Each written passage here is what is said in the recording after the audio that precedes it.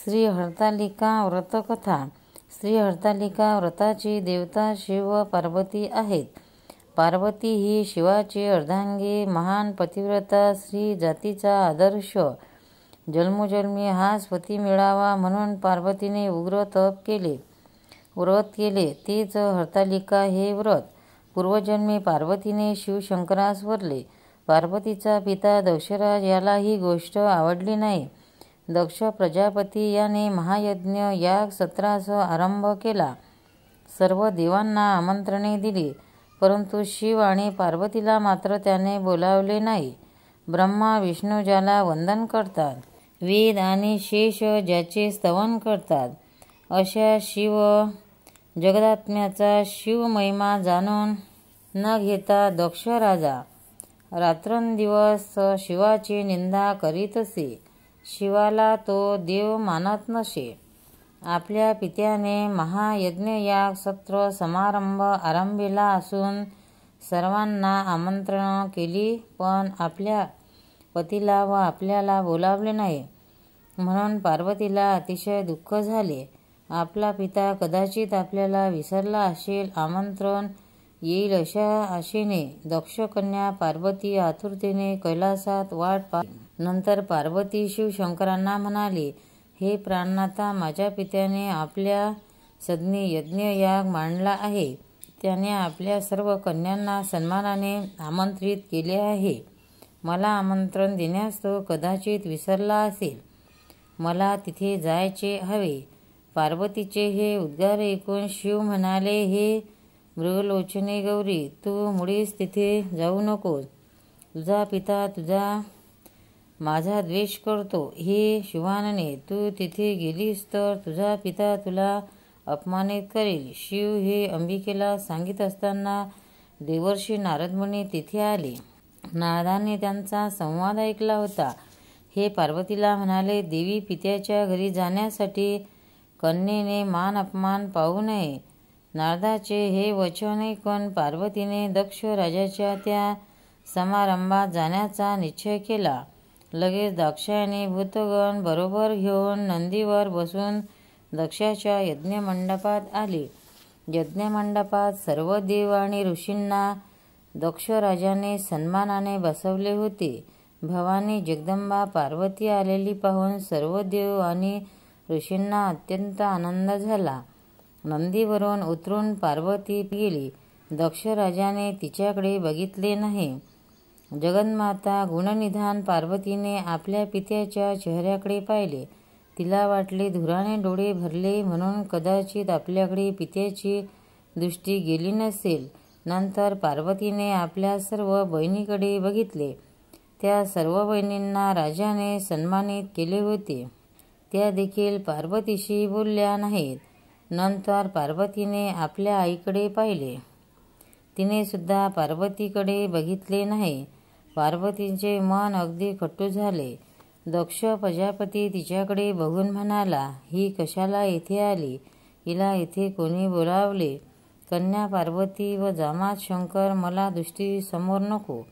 अशा तऱ्हेने आदिमाया प्रणवपिनी अनंत ब्रह्मांडाची स्वामिनी भवानी जगदंबा अर्पणा देवी पार्वती हिच्या दक्षाने अपमान केला.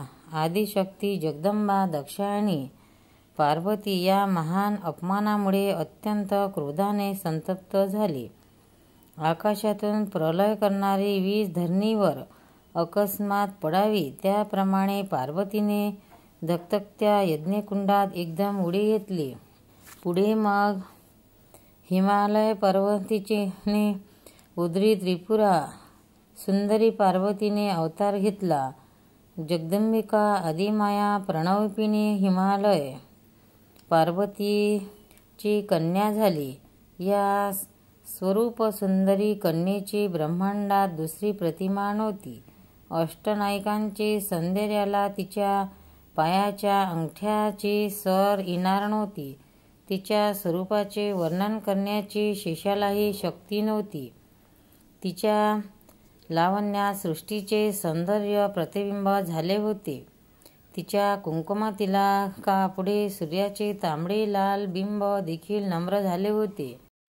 पार्वतीचा पिता हिमालय याने तिचा विवाह करण्याचे ठरवले. आपली स्वरूप सुंदरी कन्या विष्णूस द्यावी असे नारदमुनीने त्याला सुचवले. हिमालयाला वाटले विष्णू हाच आपल्या मुलीला योग्य वर आहे. त्याने ही गोष्ट पार्वतीला सांगितली.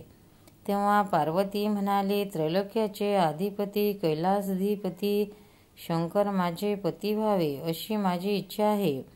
तेच माझे जन्मोजन्मीचे पती आहेत. मी दुसऱ्या कुणालाही वरणार नाही.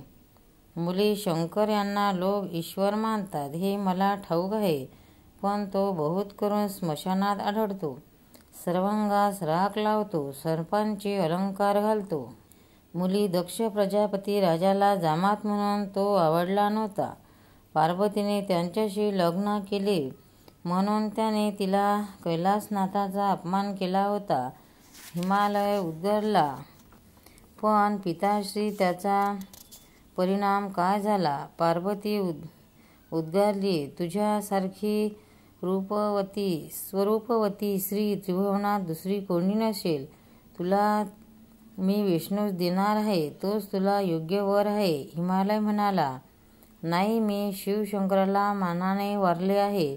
पार्वती ही शिवाची शक्ती आहे. असं म्हणून पार्वती आपल्या सखीला घेऊन अरण्यात निघून गेली.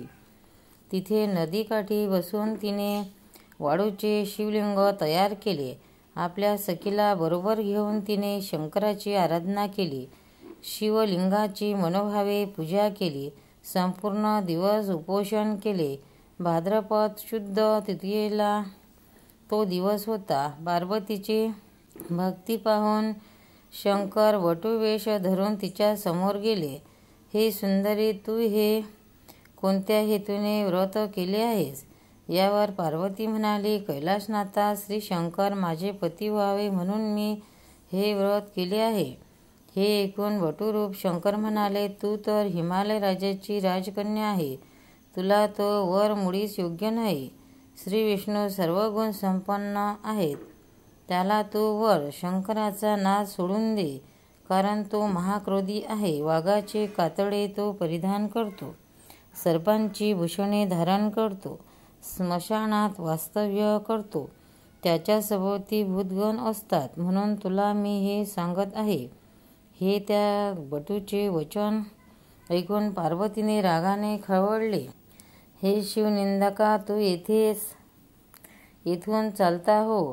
तुझे तोंड मला पुन्हा दाखवू नकोस. तू ब्राह्मण आहेस म्हणून मी हे सारे ऐकून घेतले, नाहीतर तुला मी शिक्षा करणार होते. पार्वती उद्गारली. शिवशंकर तिचे हे उद्गार ऐकून संतुष्ट झाले व आपले स्वरूप प्रगट केले. शिवशंकराचा ना पाहताच पार्वतीने जय जय चंद्रमौळी असा जय जयकार करून त्याचे चरण दृढ धरले. शंकर प्रसन्न होऊन तिला म्हणाले, पार्वती, तुला काय पाहिजे ते सत्वर माग.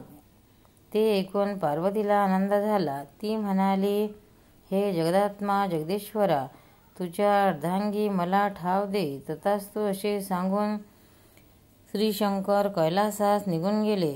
जगदंबा पार्वती आपल्या पितृसदनात गेली. सप्तऋषींनी शिवांना हिमालयावर पाठवले. हिमालयाने श्री शंकराच्या आदराने षोडशोपचारे पूजन केले. खरोखर शिव आणि भवानी यांचा जोडा अनुरूप असा शोभणारा आहे. हे जे ब्रह्मदेवाने हिमालयाला सांगितले होते ते त्याला पटले. शिवगौरीचे त्याचे लग्न लावून दिले, अशी ही पुराणकथा आहे. अलिका म्हणजे सखी, हरिता म्हणजे अरण्य. पार्वती आपल्या सखीला अरण्यात नेऊन हे व्रत केले म्हणून या व्रताला श्री हरतालिका व्रत असे नाव पडले. एकदा शिवशंकर आणि पार्वती कैलास पर्वतावर बसले होते. तेव्हा पार्वतीने शिवशंकराला विचारले, नाथ, सर्व व्रतामध्ये श्रेष्ठ व्रत कोणते? यावर शिवशंकर म्हणाले, सर्व व्रतात श्री हरतालिका व्रत हे सर्वश्रेष्ठ व्रत आहे. या व्रताच्या पुण्याईमुळे तुझे मनोरथ पूर्ण झाले. तू माझी स्वामिनी बनलीस. तुम्ही तुम्ही माझे पती व्हावे हीच माझी इच्छा होती, ती पूर्ण झाली. पार्वती म्हणाली, जे कोणी सखीसह पार्वतीची व शिवलिंगाची भाद्रपद शुद्ध तृतीयेला षोडशोपचारे पूजा करतील, भक्तिभावे आराधना करतील, त्यांची ही इच्छा पूर्ण होईल. त्या स्त्रियांचे सौभाग्य वाढेल, त्यांचे जीवन सुख समृद्धी होईल, त्यांना संतती संपत्ती प्राप्त होईल.